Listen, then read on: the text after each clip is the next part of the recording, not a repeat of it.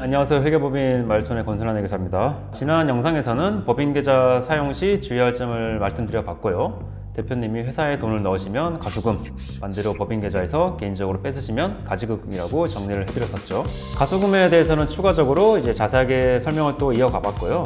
이번 시간에는 그 중에서도 세무 리스크가 훨씬 큰 가지급금만 집중적으로 파헤쳐 보도록 하겠습니다. 대표님이 개인계좌로 슬쩍 이체했다가 나중에 법인세, 소득세, 세무조사까지 한 번에 맞을 수도 있는 구조라서 꼭 알고 계시면 좋을 것 같습니다. 시작하기 전에 먼저 정의부터 간단히 짚고 갈게요. 가지급금이 뭘까? 가지급금은 실제로는 현금 지출이 있었는데 거래 내용이 불분명하거나 거래는 알지만 세법상 적격증빙을 받지 못해서 그 금액을 임시로 묶어두는 가계정입니다. 조금 쉬운 말로 바꿔보면은 회사 돈이 나갔는데 회계세법 기준으로는 뭐라고 처리할지 애매해서 일단 꽂아두는 찜찜한 계정 정도로 보시면 될 것 같아요. 그리고 법에서는 이 가지급금을 사실상 대표님이 회사 돈을 빌려간 것으로 볼 수가 있어요. 빌려간 것으로 보고 각종 불이익을 때리게 됩니다. 그럼 이런 가지급금은 왜 생기는지부터 설명을 드려봐야 될 것 같은데, 가지급금이 생기는 대표적인 케이스는 4가지 정도로 제가 한번 정리를 해봤습니다. 자, 첫 번째는 개인적인 지출 이라고 설명을 드려볼게요. 자, 법인과 대표이사는 아시겠지만 완전히 별개의 실체죠. 당연히 법인 돈은 사업 관련 비용만 써야 되는데 대표님이 개인 학비라든지 전세 보증금이라든지 가족 여행 경비 이런 거를 법인카드라든지 법인계좌로 결제를 하게 되면 어떻게 될까요? 인데 세법상 당연히 사업 관련된 비용이 아니기 때문에 법인 비용으로 처리가 안 되죠. 장부에서는 대부분 가지급금으로 남게 됩니다. 자, 두 번째는 급여나 배당 없이 그냥 돈을 인출한 경우에요. 법인의 돈을 대표님 개인 돈으로 가져가시려면은 아시겠지만 원칙은 근로소득, 급여로 가져가시거나 배당소득, 배당을 통해서 가져가시고 당연히 거기에 맞는 종합소득세를 내셔야 되는데요. 자, 그런데 이렇게 세금이 부담된다고 필요할 때마다 법인계좌에서 이체를 해가시면 세법은 이건 대표가 회사 돈을 빌려간 것 으로 보게 되고 가지급금으로 남게 됩니다. 세 번째는 리베이트나 캐시백 등이에요. 리베이트나 캐시백 등 이런 증빙이 애매한 거래 때문에 가지급금이 생길 수도 있는데, 영업 현장에서는 어쩔 수 없이 리베이트라든지 캐시백이라든지 현금성 인센티브가 쓰이는 경우가 있습니다. 문제는 이런 거래는 상대방한테 세금 계산서라든지 형문영수증 같은 거를 받기가 어렵죠. 증빙도 없고 원천세 신고도 안 돼 있으면 결국 그 지출은 가지급금으로 남게 됩니다. 자, 마지막은 좀 의외일 수가 있는데요. 자체 회계팀이 있으면 회사가 거래를 실시간으로 파악을 하니까 각 거래를 자산, 비용, 급여, 배당 등 비교적 정확하게 나눌 수가 있습니다. 하지만 대부분의 회사는 저희 같은 회계법인, 세무대리인에게 기장을 외주로 맡기는 구조죠. 이렇게 외부에서는 회사의 모든 거래를 자세한 배경을 알 수가 없기 때문에 내용 파악이 안 되는 지출이라든지 설명, 증빙이 제때 전달되지 않는 지출은 실무상 일단 가지급금으로 묶어두는 일이 생깁니다. 자, 이렇게 가지급금이 생기게 되는 배경을 설명드렸고, 이번에는 가지급금이 왜 위험한지를 설명드려볼까 하는데요. 자, 가지급금이 무서운 이유는 법인도 때리고 대표 개인도 때리고 심지어 신용, 형사 리스크까지 번질 수가 있다는 점입니다. 세법은 가지급금을 법인이 대표이사에게 자금을 대여한 것으로 봅니다. 당연히 이런 정상적인 대여라면은 적정 이자를 받아야 되는데, 여기서 법에서 정한 이자율이 저번에 설명드렸던 것처럼 4.6%예요. 문제는 실제 현금으로 이자를 주고받지 않았더라도 세법이 강제로 이자 수익이 있었던 것처럼 계산해서 법인 소득에 추가를 해버린다는 겁니다. 예를 들어서 가지급금이 1억이 있다, 이자를 안 받았다. 그러면 1억에 4.6%면은 1년에 460만 원이잖아요. 이만큼의 이자를 받진 않았지만 억지로 이자 수익을 잡게 되고 그만큼 이익이 늘어났으니까 법인세를 더 내게 합니다. 여기서 끝나지가 않고요. 같은 금액을 대표이사 개인에게도 이자 소득을 적게 신고했다고 보고 대표에게 종합소득세까지 추가로 과세합니다. 설명드렸던 것처럼 법인세도 내게 되고요. 대표 종합소득세, 이렇게 이중으로 세금 폭탄이 나오는 구조라서 좀 위험하다고 보셔야 될 것 같습니다.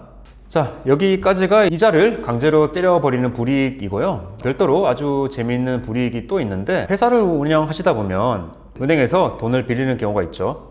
돈을 빌리고 은행한테 지급하게 되는 이자는 보통 이자 비용이라고 해서 비용으로 처리가 되니까 그만큼 법인세를 줄이는데 큰 역할을 하게 됩니다. 그런데 세법은 은행에서 빌려온 돈을 사실상 대표이사에게 빌려준 것 아니냐, 즉 은행 차입금이 가지급금으로 이렇게 빠져나갔다고 간주하는 규정을 갖고 있습니다. 그래서 회사의 은행 차입금이 있고 동시에 가지급금도 있다면 세법이 그 은행 이자는 비용으로 인정을 안 해줄게 라는 규정이 있어요. 이렇게 되면 그동안 절세형으로 잘 쓰시던 이자 비용 효과까지 아주 크게 줄어들게 됩니다. 자, 이자를 강제로 법인과 개인에게 때려버리는 불이익, 그리고 은행 차입금 이자를 비용으로 인정 안 해주는 불이익, 이 두 가지가 세법상 대표적인 불이익이고요. 가질금이 오랫동안 많이 쌓이면 이런 문제들도 따라오니까 한번 보시면 좋을 것 같아요. 첫 번째, 가질금은 장부상에서 강제로 지워도 법인세에서 비용으로 인정을 안 해줍니다. 당연히 법인세가 증가하게 되겠죠. 자, 두 번째, 가질금이 있으면 비상장 주식 가치 증가 요인이 됩니다. 따라서 가질금이 있으면 우리 회사 비상장 주식 가치가 증가하게 되고 나중에 상속하거나 증여할 때 이제 세금 부담도 늘어나게 됩니다. 세 번째는 법인을 청산할 때 이런 가질금이 있으면 대표의 상여로 보아서 이제 소득세를 추가로 부담할 수 있는 그런 리스크가 있고요. 네 번째는 가질금이 과다하게 되면 국세청이 이제 관리 대상이 될 수가 있어요. 당연히 세무조사 선정 가능성도 높아지게 됩니다. 다섯 번째, 재무제표상의 가질금이 많으면 VC라든지 은행에서 자금 운영을 좀 좋지 않게 하고 있거나 부정적으로 볼 수 있는 그런 가능성도 있고요. 자, 여섯 번째, 이렇게 상환도 안 하고 장기간 방치하거나 임의로 이제 대손 처리, 그러니까 장부에서 지워버리게 되면은 업무상 횡령, 배임으로까지 볼 수도 있어요.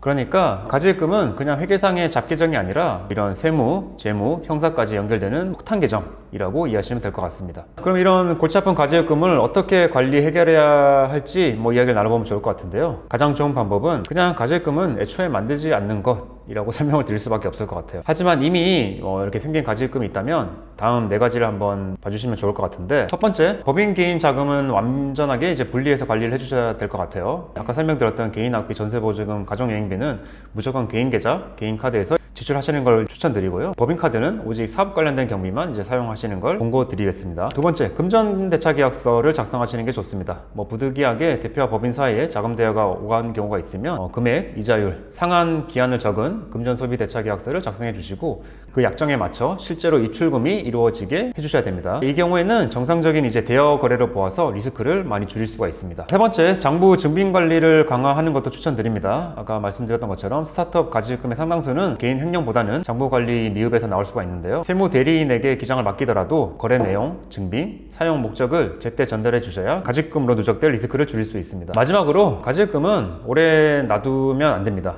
이미 쌓인 가질금은 급여, 상여로 조금씩 정리하시거나 배당을 받으시거나 아니면 실제로 상환하시는 등 계획적으로 천천히 줄여 나가셔야 합니다. 수년간 방치된 가질금은 해결하는데도 보통 수년이 걸린다는 점 꼭 기억해 주시고요. 마무리하겠습니다.